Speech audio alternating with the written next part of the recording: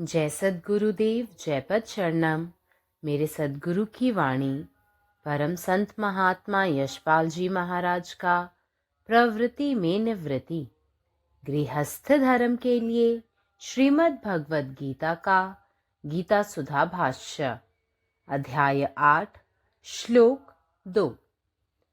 अधियज्ञः कथं कोऽत्र देहे अस्मिन् मधुसूदन प्रयाणकाले च कथं ज्ञेयोऽसि नित्यात्मभिः। हे देव, आप जिसे अधियज्ञ कहते हैं वह इस देह में कौन है और कैसा है? मैं उसे जानना चाहता हूँ, परंतु वह किसी प्रकार मेरे अनुमान में नहीं आता। हे देव, मुझे यह भी बतलाइए कि युक्त चित्त वाले पुरुष द्वारा अंत समय में आप किस प्रकार जानने में आते हैं।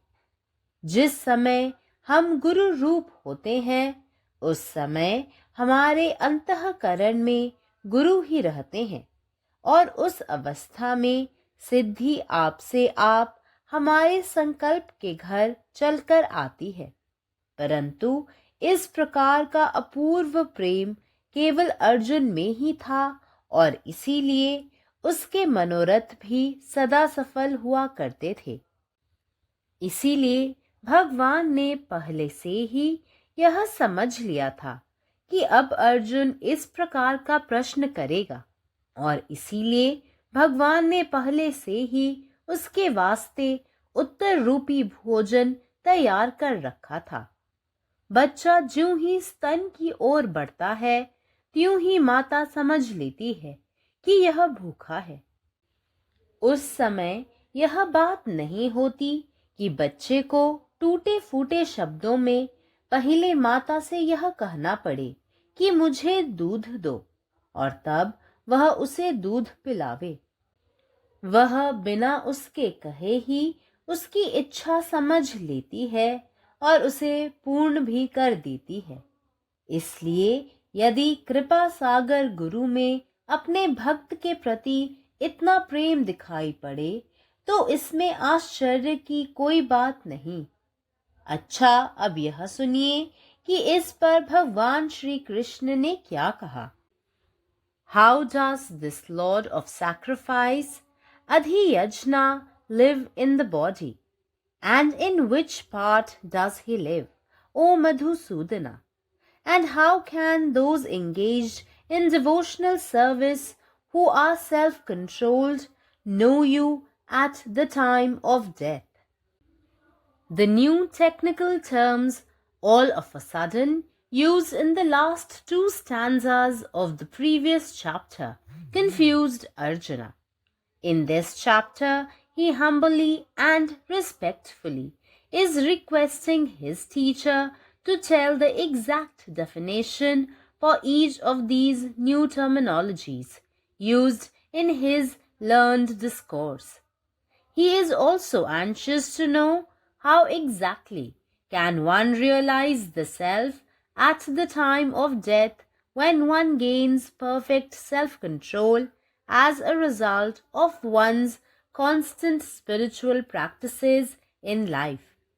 Arjuna has addressed Lord Krishna as Purushottama, which means that he was asking all his questions not simply to a friend, but to the Supreme Personality of Godhead. Knowing him to be perfectly well informed, as Arjuna expected, the right answers will be received from the Supreme Personality of Godhead. The Lord explains each term exhaustively in the following stanzas. Om. जय गुरुदेव, जय पदेश्वर। अध्याय 8 श्लोक 2। हे भगवंता, या देहात ज्याला तुम्ही आधी यज्ञ म्हणतात तो कोण आहे आणि तो कसा आहे? मला त्याला जाणून घ्यायचे आहे, पण मी त्याला कोणत्याही प्रकारे जाणू शकत नाही. हे भगवंता, कृपया मला हेही सांगा की एकाग्र मनाची व्यक्ती मरणाच्या वेळी तुम्हाला कसे ओळखते? जेव्हा आपण गुरुच्या रूपात असतो तेव्हा गुरु स्वतः आपल्या हृदयात वास करतात आणि त्या अवस्थेत तुमच्याकडून सिद्धी आपल्या संकल्पाच्या निवासस्थानी येते. परंतु केवळ अर्जुनाकडेच असे विलक्षण प्रेम होते आणि म्हणूनच त्याच्या इच्छा नेहमी पूर्ण होत असत. म्हणूनच भगवंताने आधीच ओळखले होते की अर्जुन असा प्रश्न विचारेल आणि म्हणूनच त्यांनी त्याच्यासाठी उत्तराच्या रूपात भोजन आधीच तयार ठेवले होते. बाळ स्तनाकडे सरकल्याबरोबर आईला समजते की ते भुकेले आहे. त्यावेळी बाळाला तुटक शब्दात मला दूध दे असे आधी आईला विचारावे लागत नाही आणि मग आई त्याला दूध पाजते. बाळाने विचारण्यापूर्वीच आई त्याची इच्छा ओळखते आणि ती पूर्ण करते. म्हणूनच दयाळू गुरु आपल्या भक्तांवर इतके प्रेम दाखवतात यात आश्चर्य नाही. बरं, आता याविषयी भगवान श्रीकृष्ण काय म्हणाले ते ऐका.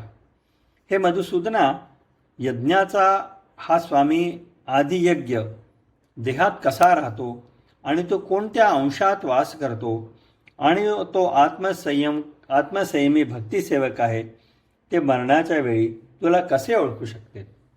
मागील अध्यायाच्या शेवटच्या 2 श्लोकांमध्ये अचानक वापरलेल्या नवीन तांत्रिक संज्ञामुळे अर्जुन गोंधळला.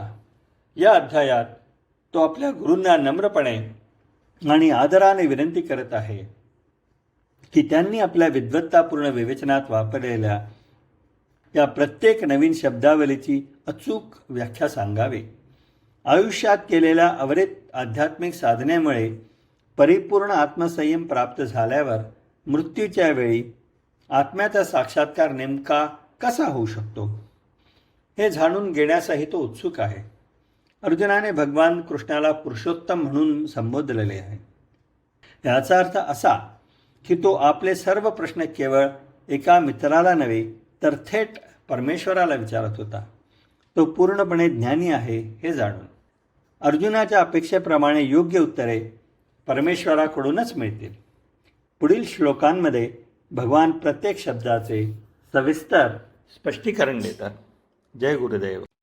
నా సద్గురు సందేశం గీతాసుధ ఫలసత్ మహాత్మా శ్రీ యశ్పాల్జీ మహారాజ్ వారిచే ప్రతిపాదించబడిన ప్రవృత్తిలో నివృత్తి గృహస్థ మార్గంలో గీతా భాష్యము అధ్యాయము 8 అక్షర పరబ్రహ్మ యోగము శ్లోకము 2 అధియజ్ఞ కథం కోత్ర దేహేస్మిన్ మధుసూదన ప్రయాణ కాలే చ కథం జ్ఞేయోసి నీతాత్మభిః. ఓ దేవా, మీరు దేనిని అధియజ్ఞమని అంటారు? అది దేహంలో ఏమిటి, ఎలా ఉంటుంది? నేను దాన్ని తెలుసుకోవాలనుకుంటున్నాను. అయితే అది ఏ విధంగా నా ఊహల్లోకి రావట్లేదు. ఓ దేవా, నాకు దీనిని కూడా తెలియజేయండి. అది ఏమిటంటే, యుక్త చిత్తము గల పురుషుంచే అంత్య సమయంలో మీరు ఏ విధంగా తెలియబడతారు?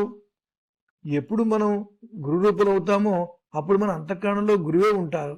ఆ స్థితిలో సిద్ధి తనంత తాను మన సంకల్పంని ఇంటికి నడిచి వస్తుంది. అయితే ఈ విధమైన అపూర్వ ప్రేమ కేవలం అర్జునుడి యందే ఉన్నది. అందుచేత అతని మనోరథం కూడా సదా సఫలమవుతూ ఉంది. అందుచేత భగవానుడు ముందుగానే అర్జునుడు ఈ విధంగా ప్రశ్నిస్తున్నాడు అని తెలుసుకున్నాడు.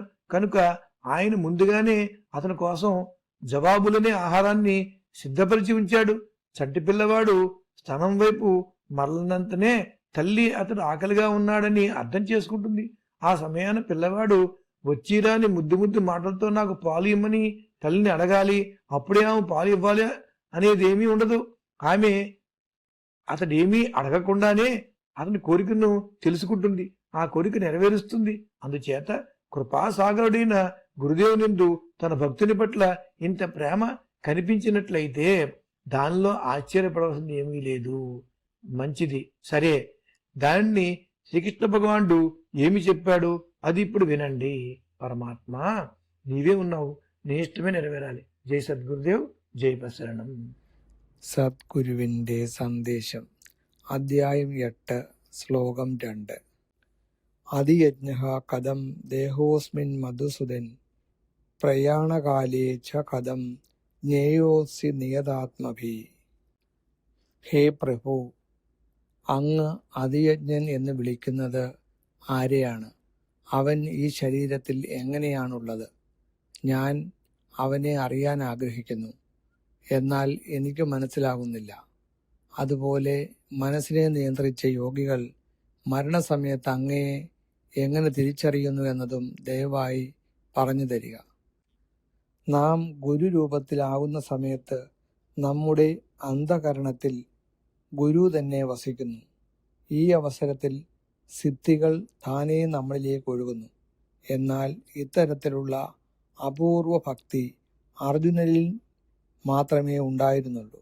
അതുകൊണ്ട് അവൻ്റെ ആഗ്രഹങ്ങൾ എല്ലായ്പ്പോഴും നിറവേറിയിരുന്നു.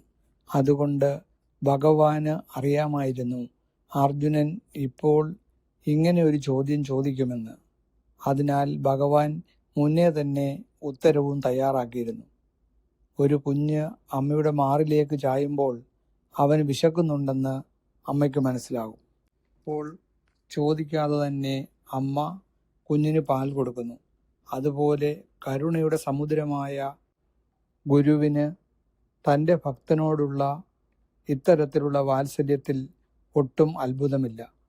ഭഗവാൻ ശ്രീകൃഷ്ണൻ എല്ലാ സംശയങ്ങൾക്കും എന്താണ് ഉത്തരം നൽകിയതെന്ന് കേൾക്കാം. പരമാത്മാവ് നീ തന്നെ, നിന്റെ ഇഷ്ടം പൂർണ്ണമാകട്ടെ. ജയ് സദ്ഗുരുദേവ്, ജയ് പദശരണം. अर्जुनवाच किं तद् ब्रह्म किं ध्यात्मं किं कर्म पुरुषोत्तम अधिभूतं च किं प्रोक्तमधिदैवं किमुच्यते। अर्जुन कहलखिन आब अहाँ के गप सप दिस हमर पूरा ध्यान अछि। हम जे किछ पूछने छी से आब अहाँ हमरा कहू। पहिल कि ब्रह्म की अछि, दोसर कि अध्यात्म की अछि, तेसर जे कर्म की अछि, चारिम अधिभूत ककरा कहल जाइत अछि, आ पाँचम जे अधिदैव ककरा कहल जाइत अछि। अधियज्ञम कथम को अत्र देहे अस्मिन् मधुसूदन प्रयाण काले च कथम ज्ञेयोऽसि नियतात्मभि। हे देव, अहाँ जकरा अधियज्ञ कहैत छी ओ एहि देह में कतऽ अछि आ केहन अछि, हम ई बुझब चाहैत छी। मुदा ओ कोनो प्रकार हमर अनुमान में नहीं अबैत अछि।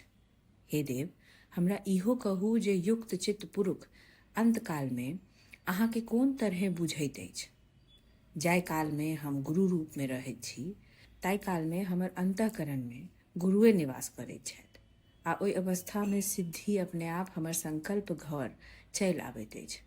मुदा एहन अद्भुत प्रेम केवल अर्जुन में छल, आ इएह कारण अछि जे हुनकर मनोरथ सब सदा सफल होइत चल गेल। एहि कारण भगवान पहिनेहे बुझि गेला जे आब अर्जुन एहन प्रश्न करथिन, तेँ ओ पहिनेहे हुनका लेल उत्तर रूपी भोजन तैयार कऽ कऽ रखने छलाह। जेना बच्चा जखन स्तन दिस बढ़ैत अछि तखन माय बुझि जाइत अछि जे ई भुखायल अछि।